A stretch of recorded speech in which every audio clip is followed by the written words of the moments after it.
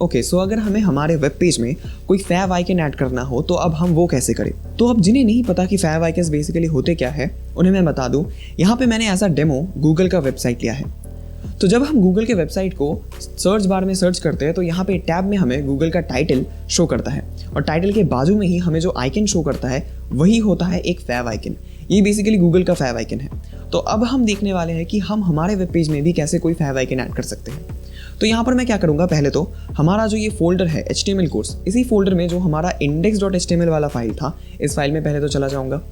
अब यहाँ पे जाने के बाद ये जो हेडर सेक्शन है, इस हेडर सेक्शन के अंदर हमें एक टैग का पहले यूज़ करना होगा जो है LIN के लिंक टैग। अभी जो लिंक टैग है ना, ये एक सेल्फ क्लोजिंग टैग होता है, यानी कि इस लिंक टैग का कोई क्लोजिंग टैग नहीं होता, ये सिर्फ ओपनिंग टैग से ही आता है। तो अब लिंक टैग के अंदर हमें क्या करना होगा, यहाँ पे रिलेशन एट्रीब्यूट की मदद से हम जिस भी इमेज को as a favicon use करना चाहते हैं उसका रिलेशन लिख देना होगा लिंक टैग के साथ। यहाँ पे हम उस इमेज को एज अ आइकन यूज़ करना चाहते हैं तो हम क्या करेंगे, यहाँ पे रिलेशन में आइकन सेट कर देंगे और इसे सेव कर देंगे। अब जिस भी इमेज को हमें as a favicon use करना है उसे पहले यहाँ पे सेम फोल्डर में लाना होगा। उसके लिए मेरे पास यहाँ पे एक VS कोड वाला इमेज है, तो मैं क्या करूँगा, इसी इमेज को पहले यहाँ पे ले आता हूँ। अब ये ठीक है। तो अब हम क्या करेंगे, पहले तो जिस भी इमेज को हम यहाँ पे ऐड कर रहे हैं उसका टाइप डिक्लेयर करना होता है। यहाँ पे इसलिए हम यूज़ करते हैं टाइप एट्रीब्यूट का। तो टाइप एट्रीब्यूट के अंदर हम यहाँ पे इमेज को ऐड कर रहे हैं, इसलिए हमें पहले क्या करना होगा, यहाँ पे लिख देना होगा इमेज, उसके बाद एक /।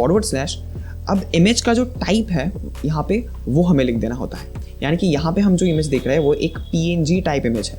तो हमें क्या करना होगा, यहाँ पे उस इमेज का जो टाइप है यानी कि PNG यहाँ पे हमें लिख देना होता है। अब इसे सेव कर लूँगा।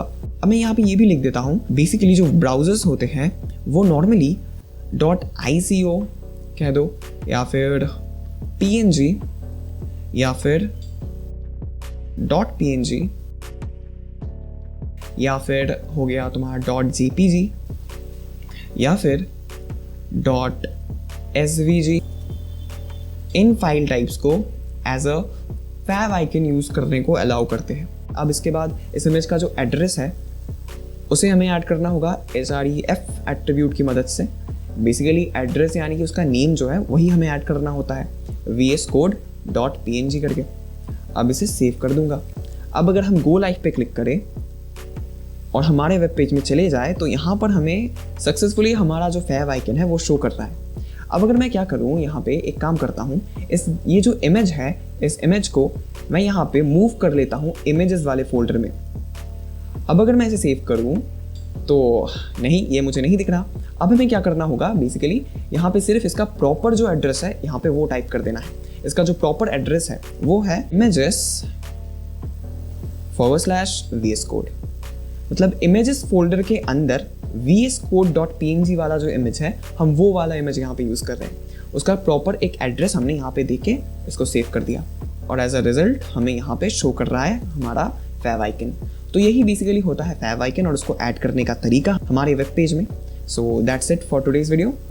अगर वीडियो अच्छा लगा then don't forget to like, and अगर आप चैनल पर नए हो तो चैनल को ज़रूर से सब्सक्राइब कर लेना। सो मैं मिलता हूँ आपसे नेक्स्ट वीडियो में, तब तक के लिए till then tata bye bye, see you soon.